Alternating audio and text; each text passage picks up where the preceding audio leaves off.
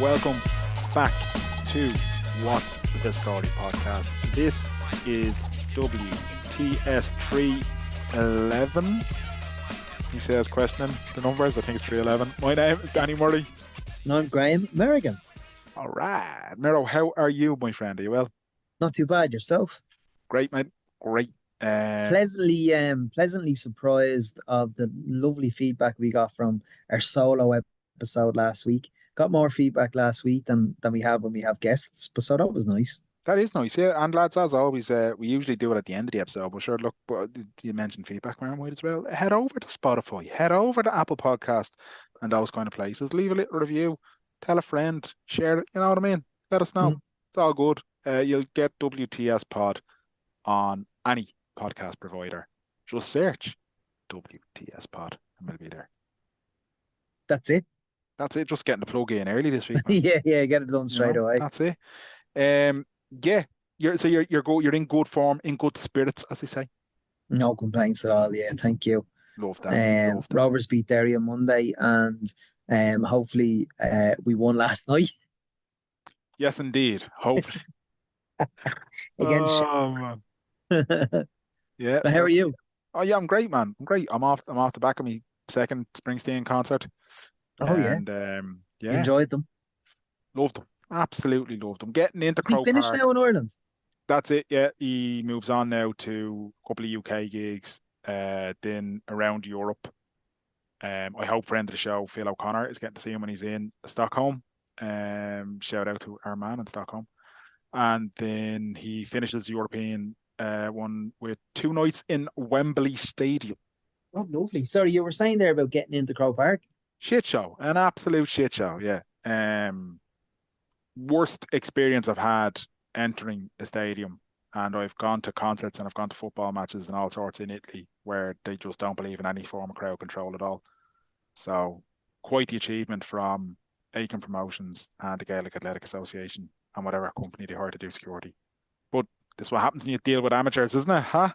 Gee, very good pun. Shower of shysters, the lot of good.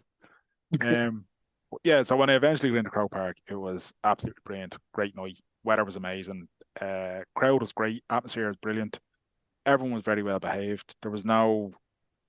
Sometimes when I go to a concert, I'm a little bit apprehensive. It's like, people are going to be in now to the bar all night. They're not there to actually watch the gig. They're there to talk to their friends and have a... And like, grand, whatever. We've all paid our money and all that. But, yeah, no, everyone was... There was no hassle. There was no idiots around us. It was a great night. Deadly. And I got to hear some classics that I never thought I'd get to hear, you know? So was that Cork or was it Kilkenny he played Rainy Night in Soho? He played it in Kilkenny, he played it in Cork, and he played it in Dublin. Ah, lovely. How was the reaction in Dublin for it? He finished with it in Dublin. So in Kilkenny he opened with it, and in Cork and Dublin he closed with it. And it was lovely. Beautiful. Absolutely beautiful. What a song. Yeah, a lovely, lovely way to do it in the Irish. And I think, well, maybe he will do them elsewhere in Europe or something, but there was just something about it in Ireland doing it, and like the whole thing of like, you know, he himself and the rest of the band always talk about how much they love being here and they have strong Irish connections, and Bruce's mother-in-law being from Belfast and all these kind of things. Like, so, I don't know, just felt a little bit poignant, shall we say. And it was I always find it funny you know, Steve Van Zandt. I always just find, because I'm a huge Sopranos buff, and just as Sopranos character, to the clothes he wears on stage with the big long bandanas, and it's just very funny. I mean this in the nicest possible way, because I love Steve Van Zandt, not only as a musician and like whatever about it, he's been with Springsteen for 50 years, but you know, Little Steven and the Disciples of Soul, love their stuff as well. But in terms of, you know, musicians and artists and famous people who have consistently and constantly been on the right side of social history and social justice, Steve Van Zandt, he's there every time, you know. But yeah, his style is, it's the only way I can describe it, and I mean this in the most complimentary way it can possibly be said, and I don't mean it derogatory at all, but it's like what you would think a perverted pirate would wear. You know what I mean? Like if there was a pirate walking the streets in New Jersey, it was a little bit of a pervert. That's It how was they like him. dress. That's how they dress. But it works for him, and he's a legend, and I love him. And even just small detail, they have a song called "No Surrender," and Hmm. when they play it, he changes guitar to a guitar that's in the Ukrainian flag colors. And I just thought that's a subtle but nice. Well, it's not so subtle, but you know what I mean. It's a nice little, Yeah, yeah. little Gesture. nod. Yeah, exactly. Without having to get on the microphone and rap lyrical about, all those things. It just gives a very clear He doesn't go on message. like Bono, is what you're trying to say. Precisely, precisely, Graham. Yeah, Lovely. So you enjoyed yourself. loved it. I had a ball, and Is Steve going to come on the podcast? I will reach out. Nils Lofgren, who is a guitarist in the E Street Band, follows me on Twitter. I sent him a DM congratulating him on a great tour. He hasn't responded yet. He's probably busy. It's all right. But when he responds, I'll be asking him if himself and Steve will be interested. And if they want to bring any of those, if they want to bring Jake, if they want to bring Mighty Max Weinberg, if they want to bring any of them, they're all Bring welcome. them all There is an open invitation to every single member of the of the E E Street Street Band. Band. Um, until we get them, who have we got on this week?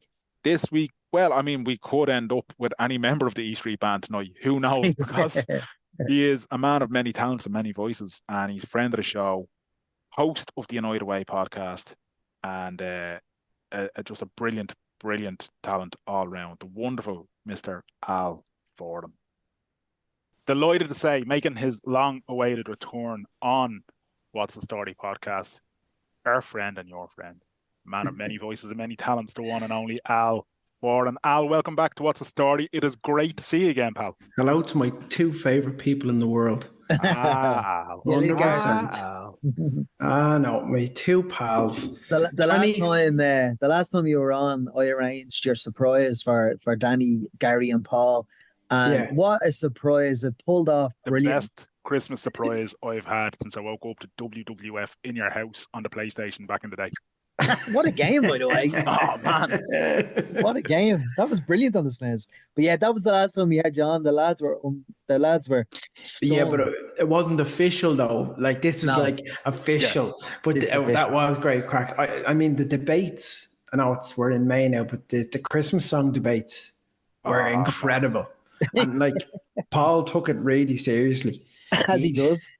He does. Oh, Yeah, and you're making that point that it's May and Christmas songs and all that. Yeah, we're a week removed from the boss Bruce Springsteen playing a Christmas song at Parky Queeve. He did, didn't he? Yeah. And if Bruce Springsteen's doing it, lads, I'll get behind anything. That's Absolutely. Yeah, 100%. You like Bruce Al? I love Bruce, and I wish I had gone to that gig.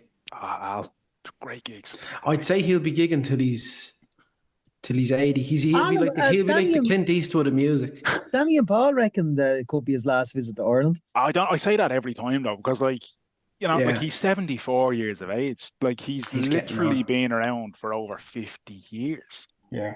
And it's just if I have his energy at 45, 3 hours on stage, giving it like unbelievable. And every time I'm like, geez, that might be the last time. And I get a little bit kind of like, teary-eyed. A bit teary-eyed, yeah. Woe is me kind of thing. But I hope I'm wrong. And there's rumors that he has a new album pretty much in the can already. New album comes out, a tour will follow, lads. They live for touring that long. Well, I love the Western Stars album. Oh, it was brilliant, wasn't it? I thought it was an absolutely brilliant album. The cover of Rhinestone Cowboy is on pretty much every single one of my playlists at the moment. Every single one. Yeah. Love it. How can you do, Bruce? I was doing it the other day because I'm under pressure now. Don't. I'd say he's just kind of hard. Did anyone see Max Savage doing him on his Instagram story? No, I didn't actually. No. It was done in typical Max Savage fashion. It was more so like a caricature impression, but it was very funny. And he was like, Max Savage doesn't like praise anything. He was like just insulting people who were going to the gig. Yeah, that's Max Savage. Doesn't sound like him. Do you know what came up yesterday on social media? 7 years since our live show in the Fitzpatrick's Castle Hotel. Oh my God. What crack we had that night. Yeah. That was a great night. So it was myself, Paul, Colin Hayes, Yeah. Yeah. Aisling Colin Daly, Hayes, Aisling Daly, and who else? There was someone else. Steve Gunn and Steve the Gunn. legendary Steve Caroline Gunn. O'Wigan. Yeah, and the legendary Gary Mackel as well. And of course, how could we forget Gabrielle. Gabrielle on the night? Gabrielle, yeah. How could we forget it? How could we forget her? Iconic. That was a brilliant night. We might do it again, actually. There's I been think you should. a few approaches, so we were mumbling about what format to do, but I think we should go back to that format if we're to do something like that, Danny. You're just trying to pile the Absolutely. work onto me, Marrow. That's all that is, mate. No, I just Honestly, think the fucking you stress know on what its own. round I loved, Al. You know where Steve and Paul, and then you and Colin, you had to hymn the song. Yeah. I loved that round. The That round was music intro. absolutely Yeah. hilarious. The music intro, where you were Yeah. did it, and then everyone's like, ah! Like, never mind the bus stops. I remember I brought Alison along to that. We were only going out about That's a month or right. two. Yeah. That's right. And now look at you, huh? Now look at Now you, look two at us. kiddos, 2 kids, busy as hell. expats to Mead. Yeah, up here on County Meath now. Come here now and I tell you, everyone's like that. That and they're actually not. I mean, I'm up here in Bettystown, and there's more Dublin accents than Meath I was accents. going to say, Bettystown is an it's extension becoming- of Dublin now. Well, yeah, and very much like Ashburn was in the 90s. Right. Just to the lads and to the listeners, excuse me, the washing machine's on. So if you're hearing, It's all right, man. if you think it's a big jet airliner, it's not. It's You're on your private jet, Al, no? Al's on the Concorde. He's heading over to the next gig. Yeah. That's the washing machine in the background has become a permanent feature of people's lives with everybody remote working and all now, you know. It's just somebody will always, big time, yeah. Every meeting you're on, I'm sorry, that's just the washing machine's on a spin cycle there. It's like, don't be apologising, man. This is great. This is what you want Everybody's well people, used to you know it, yeah. I remember being on a team meeting there, and the banter in quotes is awful. Like, it's just so bad. Go on, give us an example. Just like asking a question. I remember asking a question. It might have been, in quotes again, tricky question, and the answer was being avoided. And then it's like, oh, sorry, the dog is at me here. The dog is at me. And then another person on the phone goes, oh, I suppose he's barking up the wrong tree. Oh. Ew. I was like, stop it now. Get me off this call. Is absolutely not Marrow. That is sensational, quick thinking for a pun like that. Brutal. For a pun like that to come along, man, that is... It's not exactly original, though, is it? Quick. But it's become a thing, remote working. Like, I mean, obviously I did a lot of it during the pandemic, and I remember doing gigs. Yeah. And like, everyone was, you know, it'd be about 20, 30 people in this thing, and it would be classed as a corporate gig. And like, people were on mute, and I was just talking to the microphone, like doing a complete set. And like, you'd have to wait until, you know, you got a reaction, and you'd hear this at the end.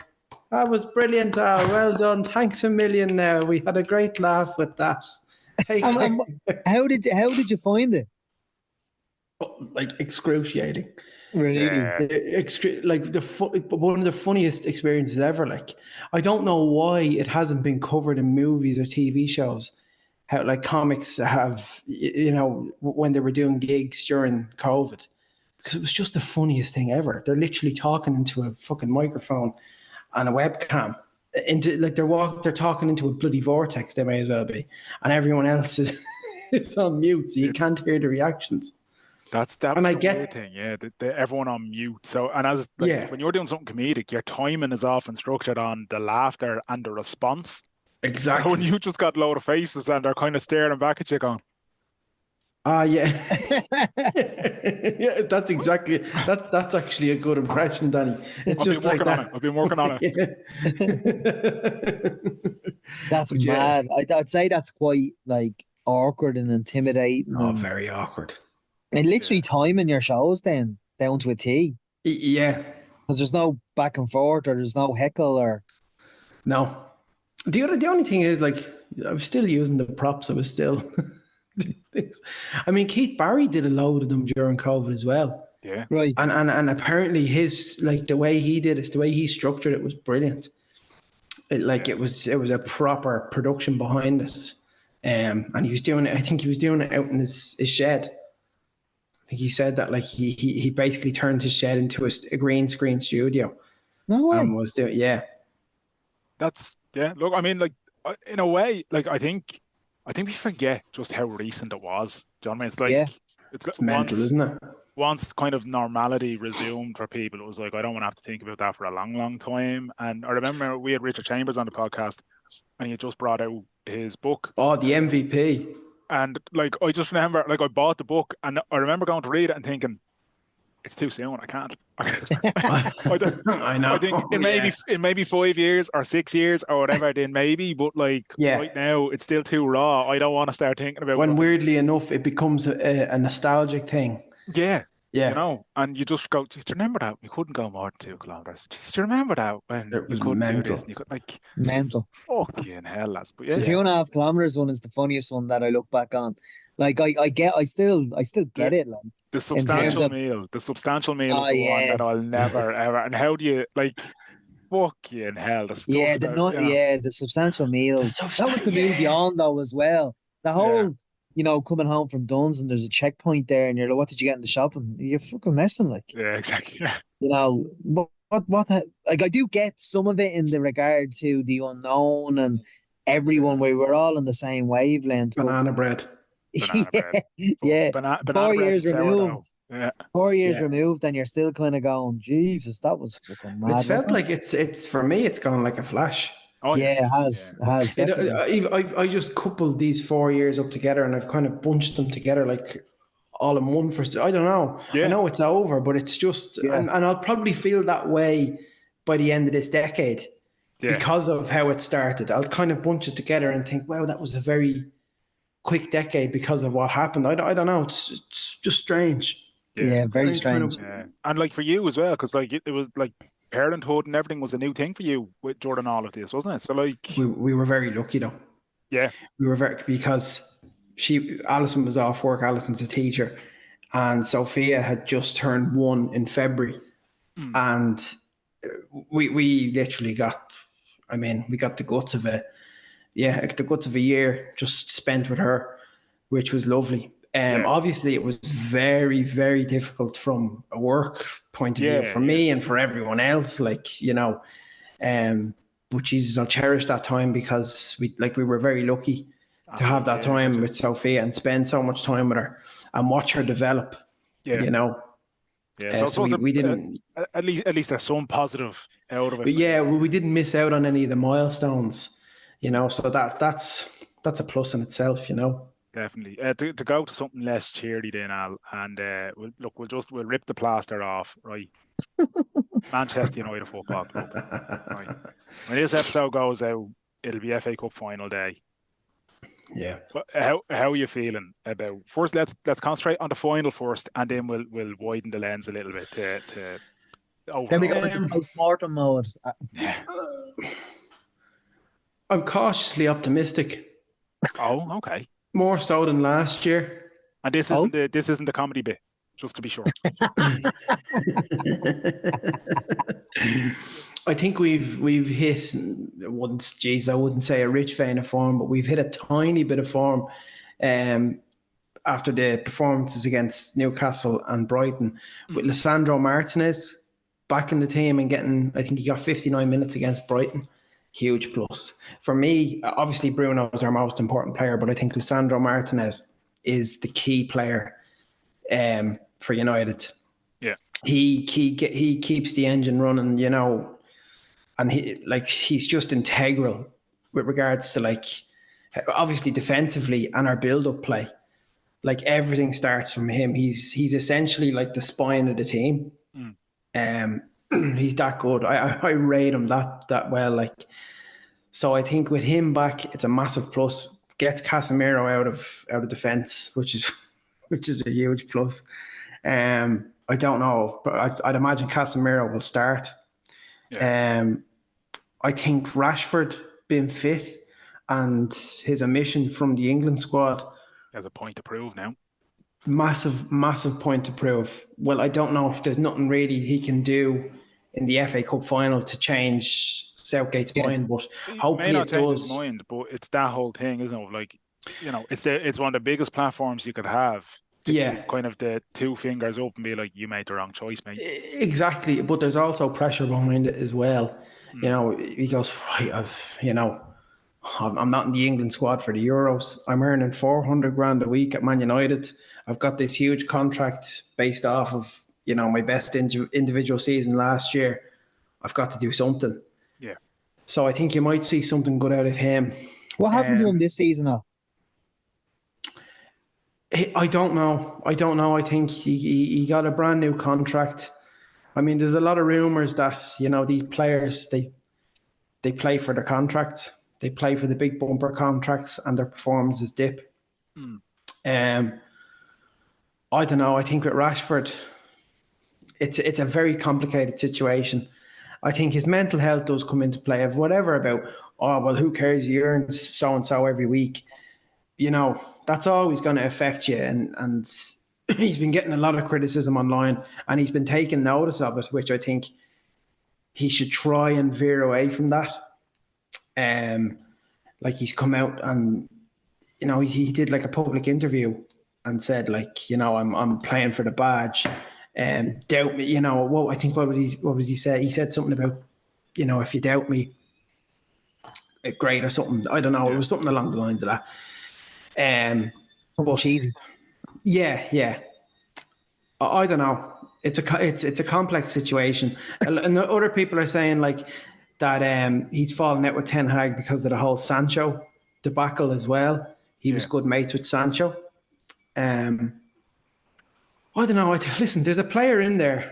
There is a player in there, but obviously myself and Damien, we have our United podcast and we've spoken about Rashford, Absolutely. United way. Check it out. the That's United way, yeah. And like, I'm not to sound bad or anything, but if PSG were to come in for him, especially with Mbappe leaving this mm, season, and if they were to offer 60, 70 million, take it. lovely. 100% Right. take it. So, and then who was your go-to replacement then? I love these hypothetical situations, by the way, because it brings out the football manager fan. Not a big name. I'd Yeah. I mean, you've got Olise off Palace, who I think is a top player. Um, there's him. I mean, there's far and few between. I'm trying to think. Uh, Left winger. I mean, I'd love Vinicius Junior for if they were to pay 40 million for Vinicius Junior. No, I think Olise would be an How ideal much? signing. 40 million for Vinicius? I You know, know, no, that's Yeah. that's me probably now dreaming. 140 million. Yeah, I know that's me dreaming, man. That's what I'm saying. If they could afford him, I think Olise would be a good signing. I think they have to make shrewd signings in the market. They have to Anthony's been a flop, Al. a flop, Yeah. Jesus. Yeah. a flop. Listen, the thing about Anthony is the original quote that Ajax gave Manchester United in 2022. I think it was in June 2022. Was 25 million. That was the original quoted fee. And United bid for him and they rejected. And I don't know what they were doing. And they kept bidding for him. Kept bidding for him. And eventually it reached 100 million. So they paid 100 million for He's Anthony. probably one of the worst United players of my generation. He's definitely in the Yeah, top well, five. yeah. I think, look, when you I'd pay go that that sort far of too. money, Him and Cantona's best friend. when you pay that William sort, Prunier. Yeah. it's a great callback, lad. When you pay that sort of money, it's always a risk. I think unless you're talking about somebody that's like a Messi or a Ronaldo or a Mbappe or somebody who, Yeah. but like It's a Anthony huge coming, risk. it is coming from Unproven. Ajax, like In the that is Dutch just, league. yeah, you know. He's shy. I tell And you a who, lot of his if they goals are did miss hits as well. if they did sell Rashford and they were trying to go straight for a left winger, there's two I'd be in the hunt for. I don't think we'd get one of them. The other one I don't know. Rafael Leao Yes. is off That was the Excellent. one I was missing, yeah. I honestly, I fucking I'd love to see him in the Premier League, full stop. But I'd particularly, obviously, love to see him at United. And then there's a guy at Real Sociedad. I think Olasabo. Oyarzabal. Yeah, Yeah.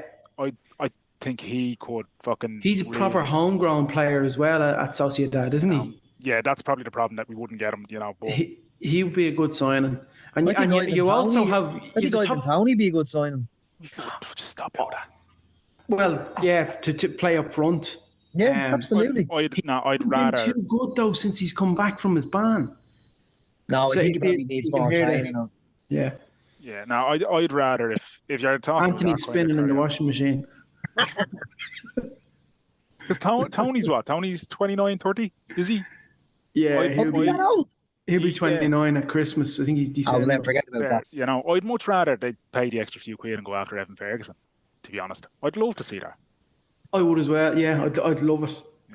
But I think the only problem is the only thing is though the Highlands there. exactly. I was going to say, yeah, and they need that more kind of experienced type striker rather than another youngster coming through. I think. Absolutely. I mean, your man off Porto, the Iranian striker Taremi.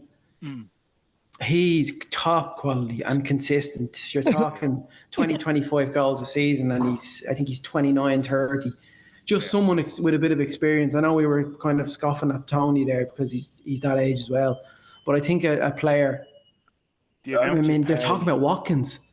Villa are gonna They're not look going to let for Watkins go. They're in Champions League. Yeah, they're but gonna also look for over 100 million for I was going to Watkins. say, yeah, you're talking about an English player in the Premier League going to a rival now, like, and that's Villa and United are at that level together at the moment. So, and They are. Villa, you know, like 100%.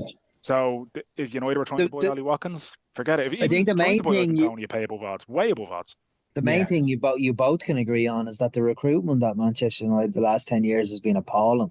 So maybe with Jason Wilcox and Dan Ashworth coming on board, that might improve. But I still think it'll probably be 3 or 4 years before. There's no quick fix here. Yeah, there's no quick fix at all. No. It's a shambles. It's an absolute shambles. And look, it's been neglected for years.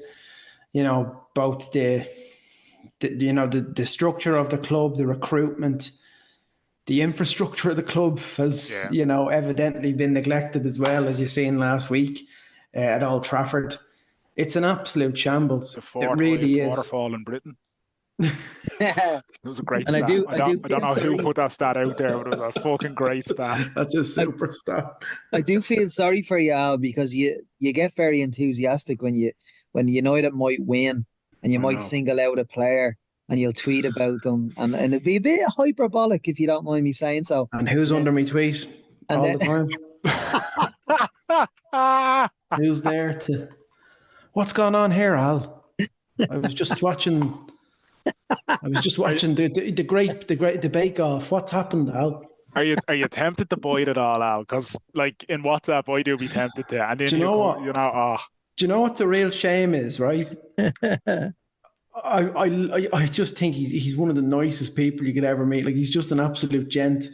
And when he started doing it, it was getting on my nerves. But now it's kind of become a little spiel between the two of us. It's like, I'm not gonna break character, and he's not gonna break character either. So it's like we have to. Although, like, if Liverpool are doing shite, Jesus, I'm directly underneath his his tweets as well. I love that when he's amazing. He's amazing at deflecting his disappointment. He's fantastic. His masking is absolutely amazing on Twitter. For the listeners, we're talking about Paul Howard here. He's always under Al's tweets. I've never about United. What's going on here, Al? Yeah, like, he doesn't show any signs of weakness when Liverpool are doing shit. Like, he's amazing at that. What he's brilliant at is somehow always missing the match and telling you, I have match of the day recorded. Don't spoil it for me. Like, he's unashamedly deluded, but he gets away with it. Yeah. It's great fun though, and it is like, and that's the thing. It is fun. There's some. And especially these days, Twitter and that it's a cesspit. So when you see those little moments of things that you know are just good natured kind of little ribs, you're like, it's the absolute worst. Yeah. Some of the accounts on Twitter are, oh my god! Stop! Yeah, it's appalling. United Trey. What's that? If you've not seen he has 1 million followers, Merrill, and he's like known as this United jinx. he's like with the biggest jinx going. And like he just tweets the most nonsensical shite and like a proper like flip flops on everything. He'll say Rashford's the best player in the world one week, and Rashford will have a stinker. And so we should That's like sell him in you the summer. sometimes, Al. No, I don't go in on the players. All right. Not anymore. I stopped going in on the players. I'd say 3 or 4 years ago. If I go in on the players, I'm very careful with my criticism. Is that just I in don't know case the players see it? Yeah, I just kind of I stopped. I kind of go in on them as a collective now. Yeah, because you've worked over there a few times. Yeah, I've worked over there a couple of times, and I met McTominay actually in 2022, just after Tyson Fury's fight against Dillian White, and that same day United played Arsenal and lost 3-1 in the Emirates, if you can remember that game. Yeah. But McTominay was an absolute gent. Such a lovely, down to earth lad. I can't say enough good things about him. He was a really nice lad. And I was there with Alison, and he was offering this. He goes, bring your daughter over. How old is she? I said, she's 3 years old. He said, bring her over. We'll get her a signed shirt and bring her to the game and all. I said, look, I'd love her to be a mascot at one of the games and all. He goes, I'll do my best to sort that. And he was like, just one of the funny things, because Ronaldo was at the club, just for Cristiano, I'll do my best, but I have to ask him first. Did he ask you to do any impressions? I was doing loads for him. He had seen me impressions before. But he's an absolute gent. He was there with Dean Henderson, who was nice as well, but very quiet. Yeah. And not to flip this towards a negative thing, but you look at the goalkeeper situation at United now, and you look at Dean Henderson, you go, did they make the right decision? I don't know. At least the mole, wasn't he? Wasn't Henderson the mole? Was he? Yeah, there was rumours that he was the mole. There was also rumours that it was Luke Shaw as well. I wasn't aware of that. But yeah, now the rumours about Luke Shaw was all on social media, but I don't think that was true. But they did say it was Dean Henderson. Interesting. Well then, yeah, right. Well, if that's... But with Onana, I just don't know what to say. Like, the guy is world-class moments, and then it's 0 to 100 with him. Yeah. You don't know. There's no middle ground. That's the worst thing for a goalkeeper. A goalkeeper's a one position where I would take a consistent 7 out of 10 performer over somebody who will be 10 out of 10 for 2 weeks and then fucking minus 10 out of 10. Like, it's you never want a 9 out of 10 goalkeeper, because that means you're conceding too many bloody shots. He pulls off some of the most impossible saves, and then he'll have a howler. They'll go through his legs. He'll get, he'll get a glove on it and it'll go in. Like, it's strange. It baffles me. I do think, though, to give him the benefit of the doubt, look at the amount of centre back parents that have been in front of him all season. Yeah, I kind of see that argument, and then people go on about his ball playing ability, and that's what he's brought in to be, in the mould of your Allisons. I haven't been too impressed with that, if I'm being honest with you. Exactly. That's what I was going to Wonder Games recently. You can see the goal purely off one of his so-called ball playing ability passes, and I just kind of sit there and go, and he's had a couple of those mistakes. That's where I'm like, that's got nothing to do with the back four in front of you. That's ill-judged, ill-timed, whatever.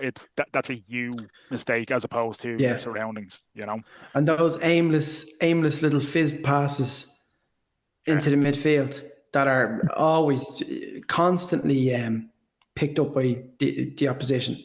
Yeah. Every time. He never pulls any of them off. No. Danny was never a fan of Erik Ten Hag's appointment and doesn't back him at the moment. Where are you with Erik Ten Hag? Do you still back him? Do you still think he's the man for the job? I can understand where Danny's coming from. I can understand where a lot of people are coming from. I think I am leaning towards maybe giving him one more chance. The Christmas? Yeah. Let him see what he can do under this structure. Yeah. I do think, though, if I could go into the minds of everyone at Ineos and the likes of Barada and Ashworth and Wilcox, what they're thinking is, I think they're looking at a Graham Potter. I hope not. I think they're looking at either Graham Potter, Kieran McKenna now. I'd very surprised if McKenna leaves Ipswich after doing what he do. I'd say he'll probably stay at Ipswich. Is the McKenna link serious? It seems to be. Chelsea, if I would not be a fan of Poch coming in. No way. No, sorry. Absolutely not. I'll tell you why Graham Potter might make a bit of sense. It won't make sense to all of us. Everyone will be in uproar about it. Graham Potter has worked under Dan Ashworth at Brighton. A very close relationship with Dan Ashworth at Brighton. He worked under a rigid structure there that was flawless. And the recruitment of that club, as we all know, unbelievable. Trossard, Caicedo, who else is it? There's about 3 or 4 I'm missing, but it was just unbelievable. Cucurella and all these top quality players that have gone for big fees. I think with Graham Potter, he will work well under that kind of structure. I would be optimistic about it. People will go, but Chelsea. When he went to Chelsea, when he was appointed at Chelsea, Bowley had just come in. Abramovich had left. And obviously, understandably, Abramovich had to leave Chelsea. He had to put it up for sale. But when Abramovich was there, he actually had a structure in place for Thomas Tuchel with Peter Cech, I believe. Peter Cech was a director of football. That's right. He had, I forget her name. It's a female. He's playing ice hockey for the Belfast Knights as well, isn't he? Yeah.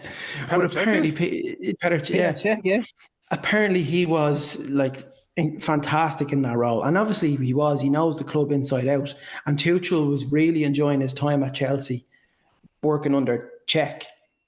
And apparently it all went pear-shaped when Todd Bowley came in.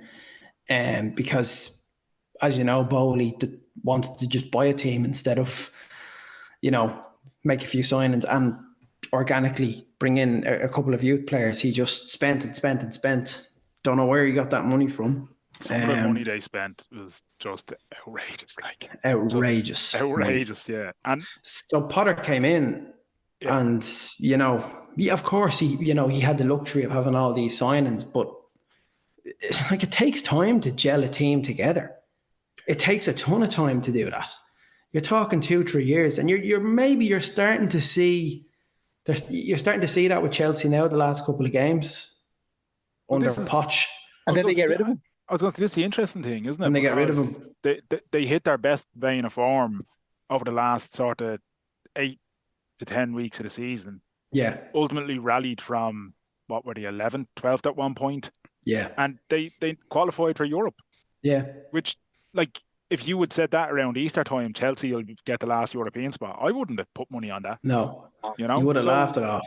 So, the argument there being Poch galvanised the team and ultimately, turned an absolute shit show into something that's salvageable. You see, you've got a wild card there in Cole Palmer, who I believe, on current form, you're looking at, when England have at their disposal now in the Euros, Bellingham, Palmer, Phil Foden, it's frightening what they have. They have the leisure, the luxury of having those players. Palmer is unbelievable. What a player. City must be kicking themselves that he moved on. I don't think they are. They might be, but they're thinking, we have Phil Foden. Yeah. But then again, you're looking who they could play on that left wing. I know Foden plays there sometimes, and he plays more so through the middle. Yeah. But if you were to have Palmer on the left, Foden through the middle, and they still play Bernardo Silva on the right. Yeah. But have you gone to Shelbourne this season? I have, yeah. I have. Listen, I don't know. Am I a good luck charm? Maybe. Top of the league, only lost twice. Duff has them set up brilliantly. He has them set up brilliantly. He's galvanised the club, and the fact you can see it. There's a lot of belief, and obviously the Rovers game. I was at the Rovers game, and I believe that was the first time they beat Rovers at Tolka since 2005. Yeah. 19 years, so. Listen, I'm only getting into it now. What's the term? What's the term for me again? A fair weather fan. Yeah. Somebody called me that. Yeah, bandwagon. Somebody Small. called me that. Don't I've be been throwing the asking you word for years bandwagon to out go. there. I've been asking you for I years to know. bring your Manchester United enthusiasm to even Shelbourne. So hopefully, this summer they're in Europe. You should go ahead and see them. But they also had private investment confirmed this week of a They million had, yeah. euro. So who knows what can happen there? But as Danny's saying earlier on, this goes out on Saturday. So hopefully, last night Rovers would have bet them a talent. Certainly hope not. It's a tough game. What's going on with Rovers this season, Mara? I don't know. I mean, they just haven't. They had like 11, 12 players out injured at the one time. Unfortunately, they had like Jack Byrne was out injured. Yeah, Our player last season, Lee Grace, our best centre back, he's been out for a while, and it's just got nosedived a bit. Now, having said that, I think they've overachieved in still being in the pecking order with all the injuries, because they've had a lot of young yeah, lads come in and to deputise and to make debuts at 16 and 17. So yeah. I think they've done well to stay, towards Where they um, are, yeah. where they are. So I'm hoping that all the players come back fit for Europe, because I think it's all about Europe and getting that The money, because the money that Yeah. you get in Europe is That's huge. yeah, it's huge. So hopefully now we're kind of the middle end of May, and the Yeah, players are starting to come back fit. So hopefully, having bet Derry on Monday, and hopefully last night we would have bet Shelbourne, and keep that going. It's a lot. It can be tough as well with the teams competing in Europe, like yeah, Shelbourne, St Patrick's Athletic, Derry City, and Rovers, because they play a lot of Friday, Monday games ahead yeah. of the European run in. So that can be a bit tiring, and Yeah. I don't like it, but I see why they do it. But at the same Mm, time, I think they probably should extend the league from, start in February and run till the end of November. And you mightn't have to yeah, do that Friday to Monday, Malark. yeah. No, I think I that's think taxing I'm on still players. confident of winning the league though. Yeah, I mean, I think a lot of people are, aren't they? A lot of people kind of think that Shells, even though they are in good form and they are kind of they're grinding out results. When you see a club that are grinding out the results as opposed to Absolutely. winning convincingly, that's more people get more worried about that. But a lot of people are predicting, a drop off in form with Shells, but you don't They haven't know. buckled yet though. They haven't. I think maybe about a month ago, people thought they were. I think they lost the Bows, wasn't it? Wasn't it 2-0 to Yeah, Bows and Talca? they've only lost twice though. Yeah. And we'll see. We'll We're see only how it halfway goes. through the season. That's still It's a you know what, and lot of football left it's to be played. great. There's a lot of eyes on that league, and it's good. It's Yeah, good to Absolutely. see. it is. It is. Al, have you watched 99 yet? I watched the first episode. Yeah. What? And What? What? I think it's great. I think Mm. there's a lot of info you didn't know about, and Yeah. I'm surprised they didn't cover that whole thing with Ferguson wanting to To resign. wanting You to couldn't believe resign. that. I was like, sorry, what? What? Surprised they didn't cover that in the actual Amazon documentary they did with Ferguson about a year or two ago. Um, you can tell he's a very prideful man, Mm. and he's stubborn in his ways. But I think what Martin Edwards did in that situation, I mean, I'd never dare speak out against Ferguson. But what Martin Edwards did was he was right. He was well Yeah. within his rights to question Ferguson on that. His outside interests were obviously taking precedence over everything. Yeah. And it's mad the way like Gary Neville literally found out while they were Yeah. filming the documentary that Mad. he had considered it. I Many know it was episodes are there, lads? 3. 3 episodes, Meryl. Have you watched it done? Yeah. Yeah. It's very good. A lot of people were saying it's got Last Dance vibes to it. I don't think it's as good as The Last Dance, but it is very, very good. Yeah. So the way they do is they break the three up basically into like, the last sort of few days of the Premier League that year. Then Yeah. it's the FA Cup final. Then it's the Champions League final. Each episode focuses on kind of the Yeah. culmination of, and it's Is Keno in done. it? He's No. not. He didn't take Fuck's part in sake. it, but he's so prominent in terms of Yeah. all the even. And I was kind of shocked a little bit. I can't remember. It's episode 1, or it's not really a spoiler, but sorry, Al, if it is a spoiler. Ferguson talks so praisefully of Roy Keane, and considering their recent history and whatever, I was a little bit kind of like, is that a little bit of an olive branch? Is that a little bit of, you know what I mean? I Breaks don't my think it heart is that the though, two of because I them. think it's more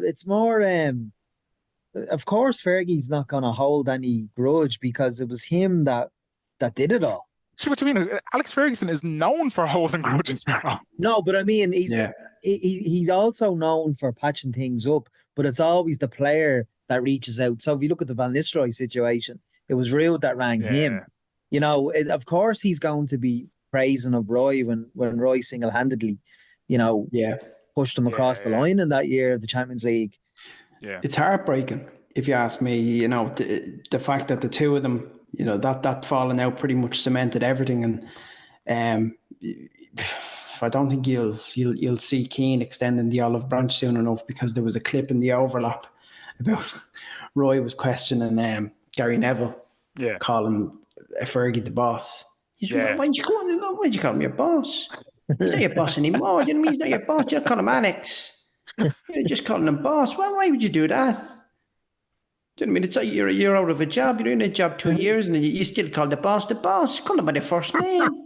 I don't know, but you could see Neville's getting like visibly Can you do Neville? frustrated, and 100%. I think it just runs through the club. I think we all call him boss, and that's it, really. Truthfully, Uh, from the tea ladies to to the cleaners, everyone calls him boss. He always says in the stadium. He always says at this moment in time, doesn't he? Yeah, this moment. Well, who used to say that as well? Barry Murphy used to make a joke. I think it was David O'Leary, or was it Kenny Cunningham? So at this particular moment in time, what? Was it? Yeah, at this particular moment in time. At the end of the day, that was the other one, wasn't it? At the end of the day, yeah. At the end of the day. I love Keane and Righty's dynamics on Stick to Football. Brilliant, isn't it? Yeah, it is brilliant. Yeah. I love Ian Wright. I'm a big fan of Ian Wright. Yeah. Big fan of Ian Wright. I think he's brilliant. Yeah. You know, there's he's a lot always... of them that are like that. That when they were playing, I hated them, because if you know, like Ian Wright and Peter Schmeichel had that. Ian Wright was a proper shithouse player. Yeah, like he used to rile the opposition up, and he did it so brilliant. And he was a brilliant player as well. And as a kid, you don't appreciate that like you do when you're older and you're wiser and you kind of get what's going on, because I hate him. But now, but all those Arsenal players were those old school Arsenal players. The Keowns, the Adams, the Dixons and Winterburns, along with Ian Wright. So that was in the ethos of Arsenal. You know, it became a bit of a dying breed, I think, towards the mid 2000s. Obviously, the likes of Henry was there, and Anelka was there. They had these, you know, like the likes of Bergkamp and all that, but they still had those old school. It was mad. What Arsene Wenger did with Arsenal, I thought, in the 90s was just incredible. He blended that old school shithouse type of player, you know, classic kind of Joe Kinnear, Wimbledon-esque players in that team, you could say, with, you know, the elegant, you know, foreign players flair, French flair, you know, the Dutch genius of Bergkamp, Overmars, and Anelka. And Petit as well. Emmanuel Petit, man. He's a player that I think doesn't get, in the fullness of time, even doesn't get the credit that he deserves for being. Oh, he's a great player. Him and Pires, the two of them are just brilliant. Can you tell me who won the PFA Player of the Year in the 98-99 season? It was Petit, wasn't it? No. No, Keane, wasn't it? No. Was it not Roy Keane? No. Steve won. He won it the following year, Roy Keane. Yeah, I knew he won it. It came 1990. Yeah. But... Go on, tell us. David Ginola. Ginola? No way. Yeah. Wow. He won the PFA Player of the Year. Was he with Spurs or Newcastle? Spurs. Jesus. He was with Spurs. They won the League Cup, did they, that year? I think they did, yeah. Sorry, where I was going with that long rambly bit that led us into that digression, that was my dislike of Ian Wright as a kid watching him play compared to like the love I have for him now. And it's the same. I don't know if you was listening to And the Rest is Football, the Gary Lineker, Michael Richards and Alan Shearer podcast. No, I haven't listened to it yet, but it's on the list. Alan Shearer is money, lads. He is absolute. Like, I would have, like, when I first saw it, my brother was trying to put me onto it months ago, and he was like, it's like, Alan Shearer, though. He's like, Yeah. trust me, Alan Shearer is actually the crack. I see exactly where you're coming from, Danny. Oh It's man. only, do you know what? And it's only this season I've actually started to gain a bit of respect for Shearer Mm. because he actually talks sense. And he was talking about United. He was talking about Ten Hag. He was defending Ten Hag around October, November. He said, listen, he said, I feel sorry for him. I said, what he's got up above him is an absolute mess and it's pure Yeah. uncertainty surrounding him of what's going on at the club. And you have to feel for him. And I think he resonates with that because of the whole Mike Ashley thing at Newcastle. Yeah. So he kind of understands that struggle because I believe he was the manager. They appointed him manager, didn't he, when Mike Ashley was there? Right. Yeah. That's right. So he understands how messy a structure is at a club. So I just think he talks a lot of sense, Shearer. Yeah, he does. Like, and that's, I was surprised that not only that he does talk sense, but also just that he's actually extremely funny. Like, I He's wouldn't have very thought witty, that. isn't he? Yeah. Very witty, and just the crack between, and Mike Richards is like, I know he's the kind of the banter merchant on every panel he's on, Yeah. but the dynamic between the three of them works so well. Gary Lineker I love anyway, but just the dynamic between the three of them and Alan Shearer's ability to just completely take the piss out of Michael Richards. Yeah. If you haven't listened to it, honestly, give it a go. It's a I brilliant love how podcast. when on Stick to Football, when you hear Ridey and Keno talk about them spending time with each other outside of the program, like Ridey saying he calls up to the house unannounced the night before recording, and it's like Trey's always has the stew on, and Keno's just looking at him. It's class. Love like it. if you were to say that in like the 20 odd years ago, Ian Wright and Roy Keane,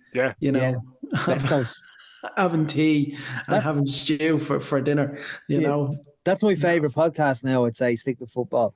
It's my favorite football podcast. I don't really listen to many football podcasts. Well, I think what Gary Neville and Sky have done, you know, with Keane, they've opened up a side to Roy Keane, or maybe Roy Keane has maybe developed as a human being because of it. But there's a different side to Roy Keane, the mellow side to him. It's amazing how Roy Keane, still to this day, like as an Irishman, I think he's the most interesting Irishman in the world. Yeah. I don't think anybody can argue with that. Everybody wants to know what, like Roy Keane puts out an Instagram post and it's the most viral thing. Yeah. You know, poor Jack Keane. I know, it's so sad. But people want to like see the human element to this man, and people love it. They love seeing him kind of go out of his comfort zone and doing these kind of sketches. Yeah. I met him. I met him at the Overlap last year. Yeah, when I did the gig. Oh, that's right. Yeah. I remember seeing that. He was lovely. I didn't ask him for a picture. You did his impression, did you? I did. Yeah, I did it on stage. Don't know if he heard it. We were talking about United. Oh, you were the warm up. Sorry, that's right. Yeah, I was the warm up. We were talking about United and who they should target. I was saying, we should. What about your man off Napoli? Awesome. No, listen, you got to be looking at Harry Kane.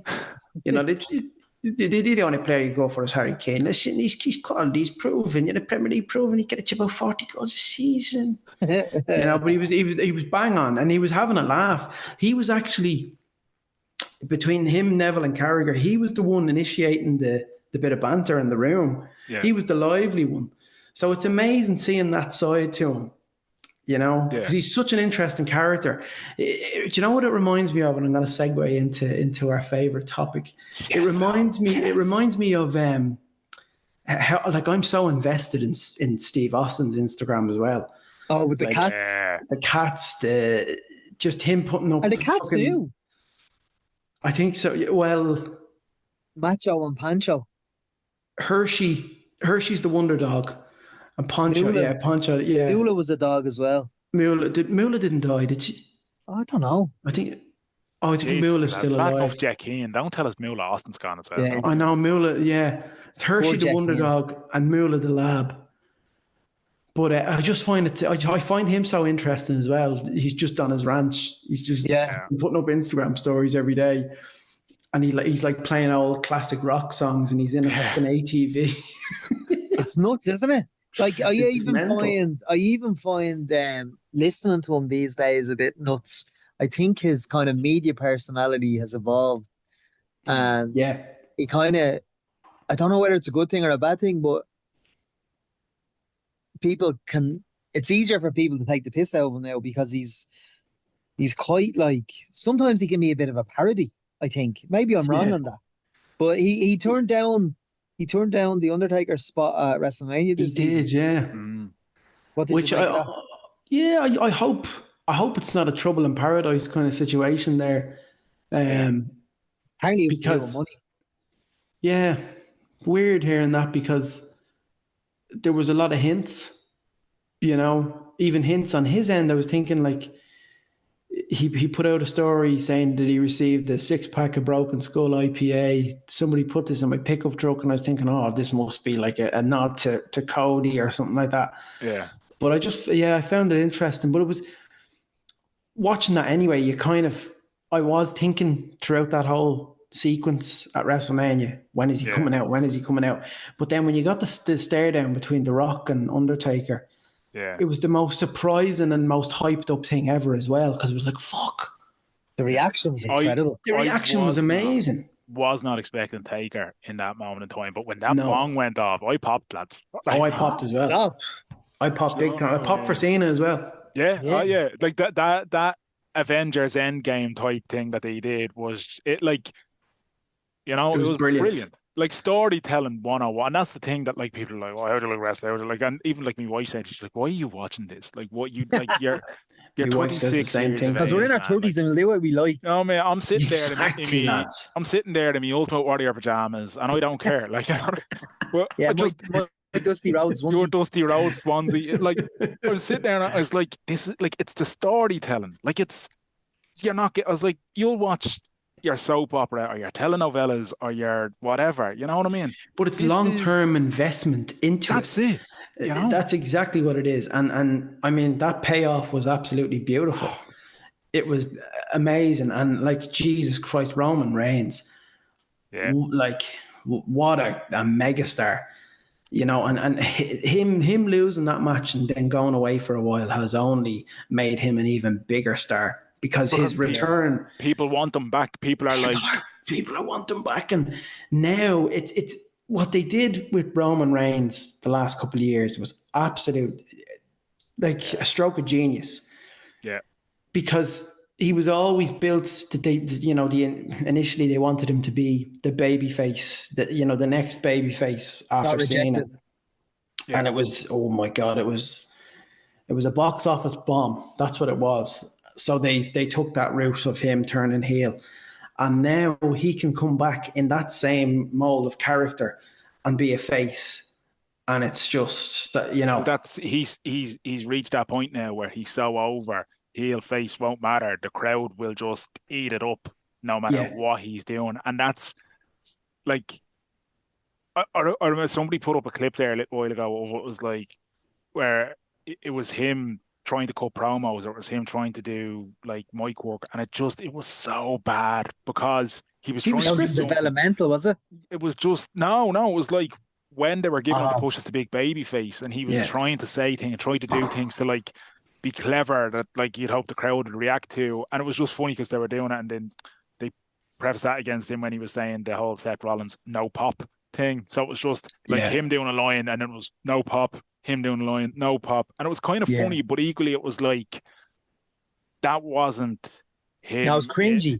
And then you see him in the head of the table and God mode and all that, and you're like, that shit is just, that's some good shit. I've been saying to my brother for years about how, like, this thing that senile old man rapist, Vince McMahon, he always... He always brought second and third generation wrestlers in, and wanted them disassociated from their family. And I know Yoko was very well respected, but Yoko was part of the Samoan dynasty. He's part of the Anoa'i family, probably the leader of the Samoan dynasty in the 90s, and make him out to be a Japanese sumo wrestler, like. Why? Like, there's another one as well, Mr. Larry Hennig's son, Mr. Perfect's son. Let's call him Curtis Axel. Yeah. Let's use part of his dad's first name and part of his granddad's name. nickname, and let's like just why not embrace it? Like, Can I just say Well, though, when and I the found out, bloodline storyline was like 20 years in the making. That should have been done in the well, the 90s. fetishism of Rikishi had him about using five. last Rikishi had, names, Rikishi had like, about five but different yeah, gimmicks. yeah. I will say though, when I found out as a child that Yokozuna wasn't actually a Japanese sumo wrestler, lads, it blew my mind. I was like, what? I Sorry, know. what Well, am we I? probably wouldn't have known. It was Yeah. probably years after he died that we were like, "Jeez, Yoko It and was Rikishi and The Rock and it was me they're all." brother Yeah. who had been to an internet cafe and came home with a printout sheet of the Of wrestler's real course he name, did. and I was like, Hip Sop? Who the fuck is that? Michael Hickenbottom? What? The real names. That's crazy as well. Michael Hickenbottom. Oh, stop, man. Yeah, that blew my mind because like wrestling was real to me as a child. And in this, that Yeah. was like the first time it was like the mask slipped, and it was like, because I genuinely believed Kane and Undertaker were brothers. Why wouldn't I? Ah, Yeah. stop Why you did. wouldn't I? Yeah, no, I was like 8 years old, Graham. Of course I did. Like, But you know who was as real as you got was Bret Hart. Ah, Bret yeah. Hart's were you like the best there he, is, best there yeah, was. he was the real deal in that sense. Like, He's the you know, best he still. was just himself. But I think, you know, it was I've like as I got older, I've just developed this huge respect for Bret Hart. Mm. Um, you know, and Because he doesn't give a you can shine. only he doesn't give a shit, and I just appreciate him. But he's actually like from the stories you hear from other wrestlers, how safe he was with them, Yeah, how he had the Rock's back in the locker room, and the Rock was getting a lot of shit from Triple H and Shawn Michaels. Like he was That's a generational thing, though, isn't it? Brett, second generation, Rock, yeah, third generation. It's he like, was just a stand-up guy. Like you hear a lot of stories of the locker room, and there was a lot of bullies in the locker room, and he was essentially a locker room leader, and he was the furthest thing from that. He would always lend a helping hand to young talent coming up, yeah. and I think like, you know, you go back, Jesus, I know it's nearly 30 years now, but you go back to the Montreal screw job, and like what a shambles But that was doesn't on Vince's part, not doesn't giving him a that better just contract. it just shows you how wild the pro wrestling world is. yeah, That that's what I played love out about it. That like happened, yeah. like that. It played out like on pay-per-view, on live pay-per-view. And Yeah, like It's and again, crazy. it's that blurred on the line between kayfabe fiction and reality, and like it's it's Yeah. it's mad amazing. It's amazing when you because look back at it for all the wrong reasons and all the right reasons as well. But Was it also one of the reasons? Was it like one of the key factors in elevating the Attitude Era? yeah, I think 100%. so. What I was Yeah, gonna yeah. say, it I is. think the Attitude Era had already begun, but it It had, had. but it Yeah, was a yeah, seminal moment in it terms was a seminal of moment. But just on what Danny was saying there about, that all coming out on live television, it's almost akin to EastEnders on one of their 25th or 30th anniversaries yeah. did a live episode. And it's almost like um, Peggy Mitchell coming up to her line and just telling the director, fuck off, I'm not saying that on live television. Imagine how yeah, interesting that would be to Oh, it would Sophie. have just been amazing. Yeah, Peggy That's how Mitchell turning. interesting that was to us. I remember being 13, 14 years of age, sitting on my floor in my bedroom, box room, headphones into me portable telly, and watching that going, what the fuck? Yeah, did you watch it the day after, Mero, or were you watching No, I it watched it on real live. time? I Wow. watched, I've been watching probably pay-per-views live since WrestleMania 6, Hogan Warrior. And was it sorry, a Sky Sports one, or was it one of Yeah, those that Channel was 4 actually on ones? Sky Movies, WrestleMania sorry, 6. lads, sorry. Atlanta have just gone 1-0 up for those who. Yeah, Oh, Oh, after 12 minutes. 12 minutes. But oh, I yeah, tell you. WrestleMania 6 was the first one me and my dad's friends set up. It was on Sky Movies. I don't know why it was on Sky Movies. Oh, yeah. And then I rarely missed any shows. Like, I I used to go remember. in wrecked on a Monday morning to school, and the lads would be like, "What happened? What happened? What happened?" Like the night after Owen Hart died, they didn't believe that's part of the storyline. There's no way he's dead and all this. He's fucking dead. Ah, Jesus, yeah. Jesus, And Sky News Sunrise, I'll never forget it. 6 o'clock in the morning, they actually showed the fall. What? Yeah, I they thought there was showed no it. footage of that, man. No, there is footage. Yeah, I don't know if you can get it now, but Sky showed that footage I was at gonna say, six well, it was o'clock. on Sky. I'd say it's out there somewhere. Like I Yeah, don't think I'd want to see it. Like, but no, I thought it was what do you call it? In the Jesus. vault that will never be opened, kind of thing in Yeah. and WWE towers. Like, even that whole thing when you talk about Vince McMahon being a scumbag, even that whole I don't know if you watched Dark Side of the Ring I or did, the yeah. I yeah, watched that yeah, yeah. episode, yeah. That's disgusting. Just But going like, back to Bret Hart, actually, Bret Hart recently, and another good thing that he did that he mm, always seems to do, he got in contact with that first female WWE referee, Rita Carlson, Reed about Chatterton, wasn't it? sorry, Chatterton, yeah. Chatterton, and he apologized for not believing her, because apparently they all would have known back then, and Yeah. when all the latest with the civil lawsuit with Vince McMahon now at the moment, he rang her up. I seen an interview with him recently, and he said, "Yeah, I had to ring her up and apologize and to tell her I believe her." Jesus, yeah, and Yeah. Like he and just gave even a that, shy, and he's yeah, still on a Legends contract. Like, I yeah. mean, the speculation as well on the whole dynamic of what's going on is interesting to me. Like, has he completely fallen out with his daughter and his son-in-law? I'm not sure. I think with Shane gone as well. I don't know. I Yeah. think he's actually burnt bridges with his whole family. well, the Oh yeah. talk is that because Stephanie showed up and Linda was backstage, the mother, his personal trainer put out a post on Instagram saying that it was a disgrace that he wasn't invited to the show.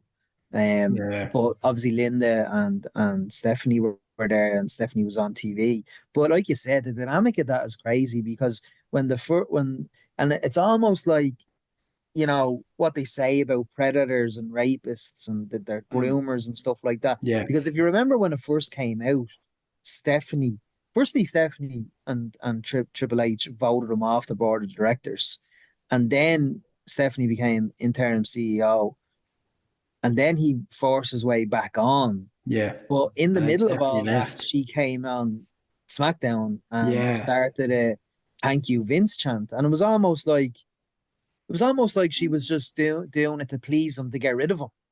Yeah. Yeah, but I think, and True. that was Yeah. all prior to the I don't even know what the right terminology here is. So like, but like that was before the more shocking and serious Yeah, the sex uh trafficking. allegations and whatever came out. And like, It and I think was. actually, Yeah. and would that have overlapped? And I know it was very briefly and in passing, but it was he voted off the board, or was he still around WWL when you Well, briefly met him in Saudi? He was still around.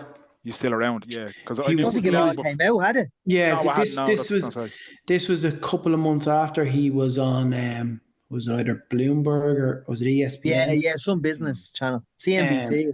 Yeah. And I had heard that he somebody in the company said to me the big man's back in. This was a few weeks after WrestleMania, so I Yeah, think he was quietly back in for a few months and actually running things. right. That's what I yeah. Yeah, Hence why Cody and Brock had a long-term feud. Yeah, yeah. yeah. That makes sense. Eh? Although, do you know what? What's even mad? I thought that Cody and Brock match at SummerSlam was great. The way they Yeah, it was ended great. that kind of it was like the big hurdle before Yeah, Roman too. it was But lovely as well because and I could be wrong.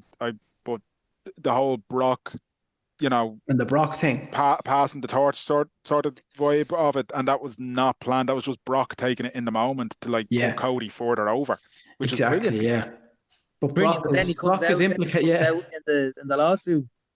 Yeah, actually, yeah, That's why he hasn't been seen. But the funny, not funny, but the mad thing about all that as well. Obviously, there he was up to his neck in NDAs, and there's more than one woman involved in the NDA in situation.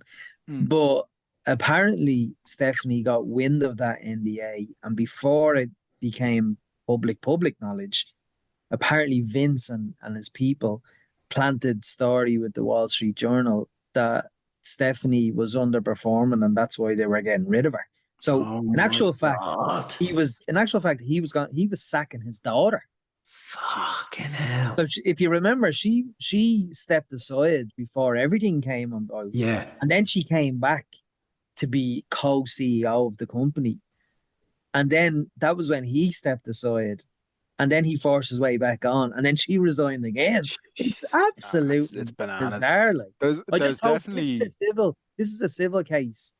I just hope that it comes to a criminal case because the man deserves to go behind bars.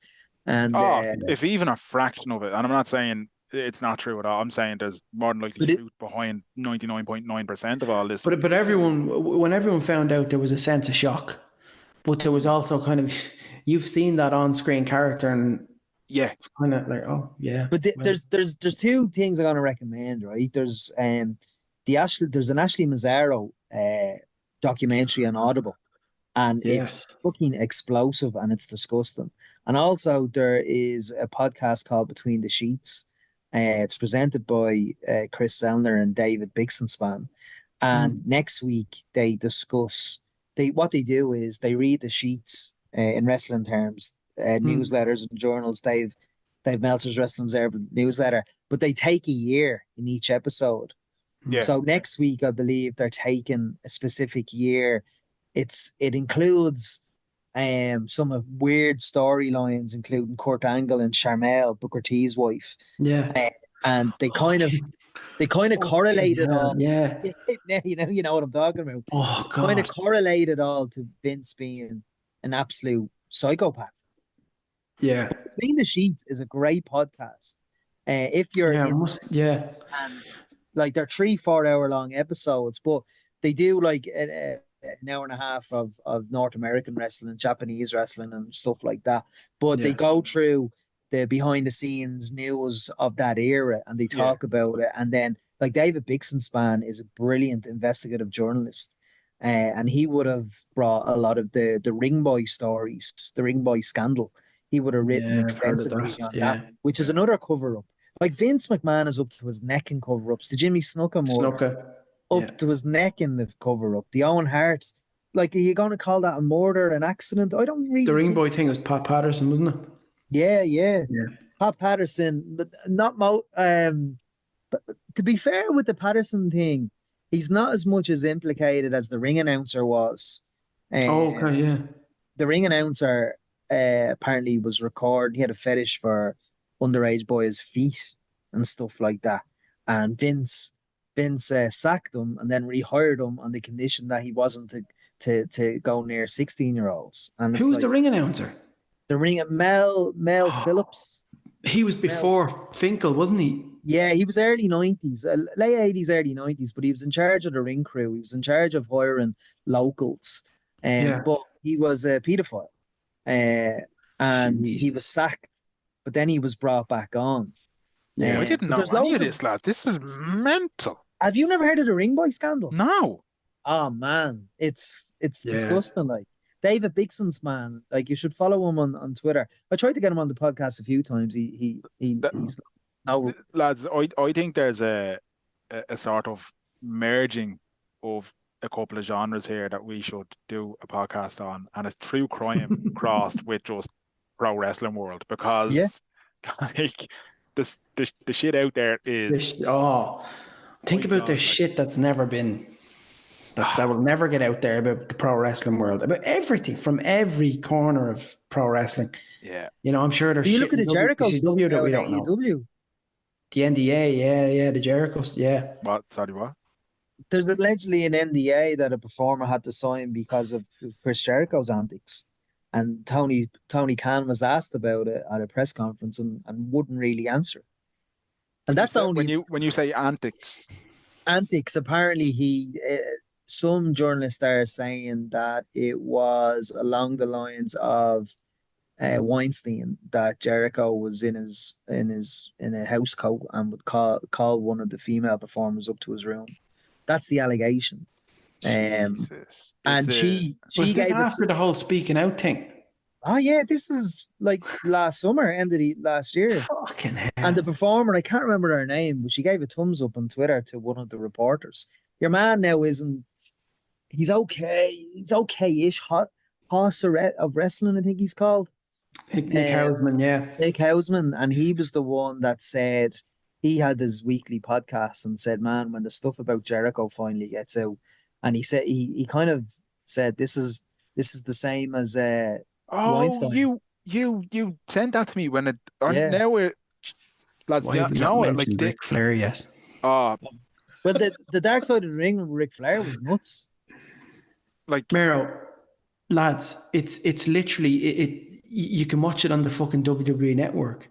Like his fucking what he does, the cartoon thing. What was it called? Story time.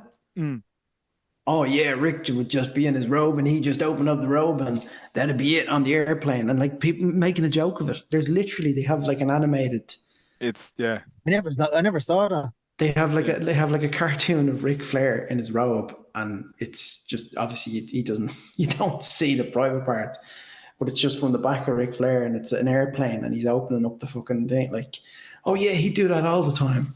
And it's a Oh, joke. Rick, yeah, what a hoot, you know. The Dark Side of the Rings, though, have been brilliant.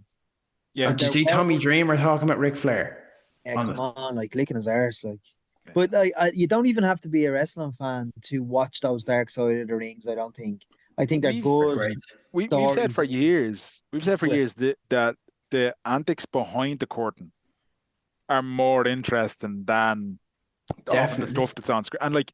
And it's the thing like this, like because like that innocence you have in your childhood, where like you believe it and you think it's all real and all that, and like that obviously goes away as you get older, and you still kind of, you still stay interested and all for different reasons. But then all of these things start to happen, and you're like, this is such an insidious world. Oh, it's crazy. Like, yeah. But like, how can you like something that clearly is so deprived and like I know, yeah. behind the last 10 and minutes we've been talking about reasons not to watch it because they're all scum.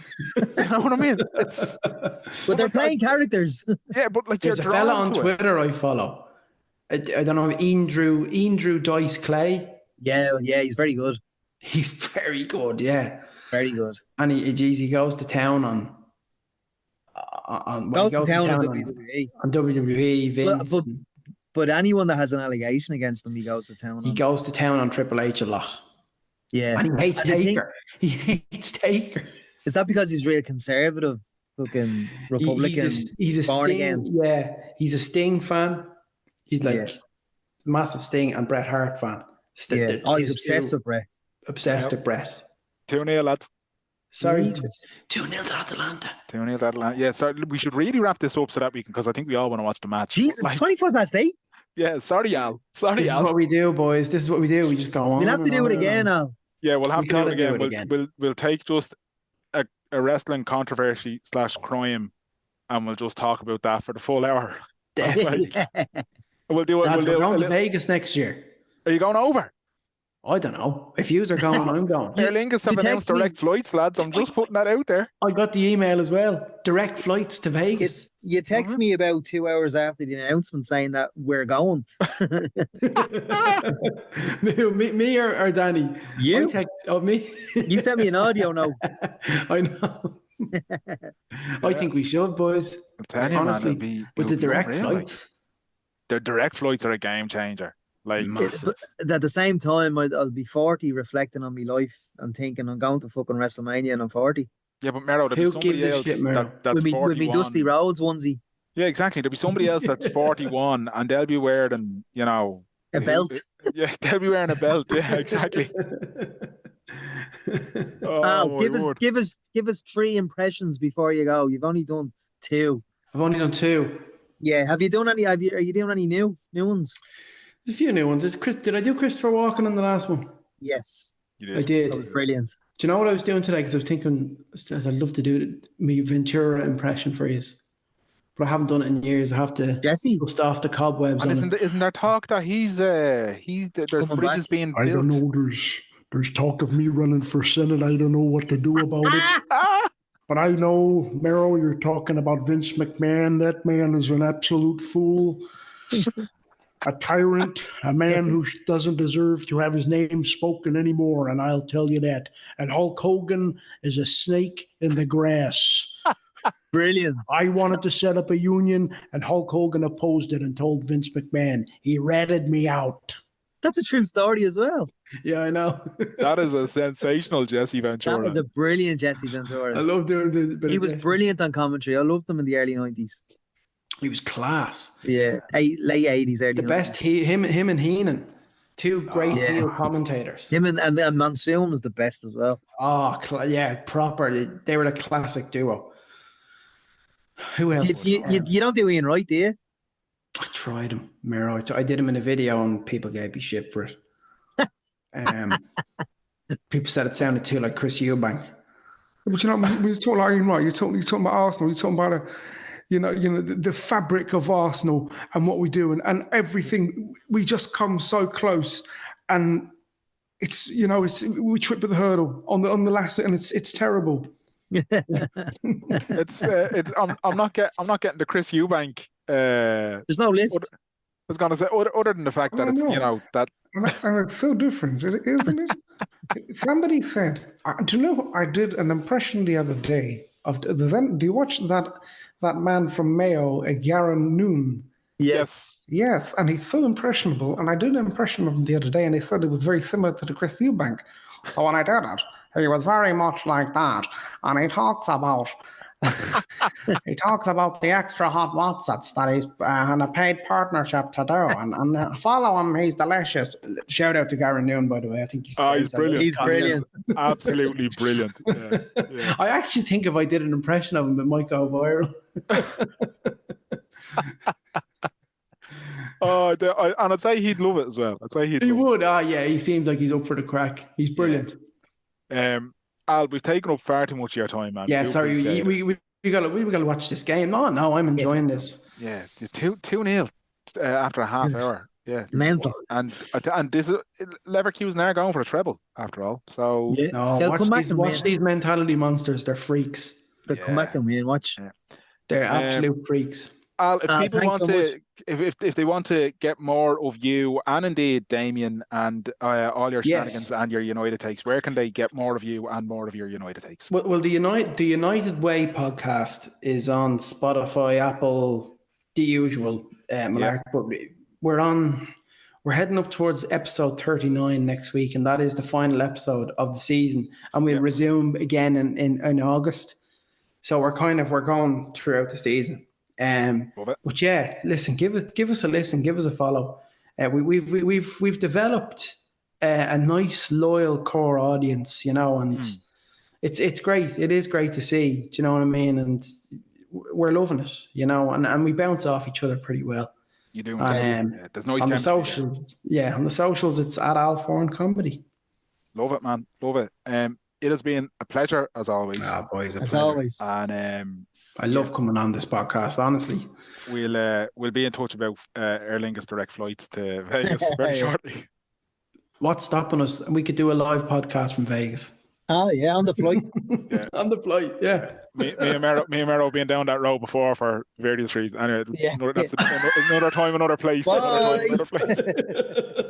Foran, thank you very much, man. Thanks so much. Cheers, lads. See you again. Great to catch up with Al as always. Do you know what I loved about our chat with Al this time, Mero? There was no impressions? It was just us chat. It was us chatting to Al. It wasn't us chatting to Joe Pesci. It wasn't us chatting to Mike Tyson. It wasn't us chatting to any of his many personalities. And it was nice. It was just nice, and that's not to say that I don't enjoy his impressions. I love his impressions, but it was great getting to talk to the man behind the men, so to speak. Absolutely, 100% agree. And yeah, we did indulge selfishly in professional wrestling talk for a little bit longer than some people would like. Well, hey, that's very selfishly. Sometimes that's what you get with this podcast, lads. Just weird, wonderful, and varied. Stick with us. Stick with us. But as I said, you don't have to be a wrestling fan to like those Dark Side of the Ring shows, because they're very good. And it is the dark side of wrestling, which unfortunately there's far too many stories, but they do a great portrayal of it. So even the Owen Hart killing, watch that. It's quite sad. It's desperate. But there's so many things in that dark side of the ring, in those stories, that if you and I were to sit here and spend 10 minutes just listing out the subject matter of some of these, people would be like, that couldn't happen. That didn't happen. And then It only happens in that world. You're like, no, that did happen, and it does happen, and it has happened, and as you said, it is like there is no other entertainment or sport or anything else where behind the scenes this kind of it's the Wild West, and it's politics, and it's sex and murder, and it's bananas. It is stranger than fiction. Absolutely. And it's reality. But anyway, yeah, do check out Dark Side of the Ring. It's worth a look. Right, Dan. Shinna Will, that's it. That's it. We're done. We're going to watch the second half of the Europa League final. We are, which is live in Dublin, in Lansdowne Road, Newa. And by the time the Dublin Arena, as UEFA call it. Yeah, because they won't give the insurance crowd their fair play to them. Fair play to them. For once, I'm agreeing with UEFA.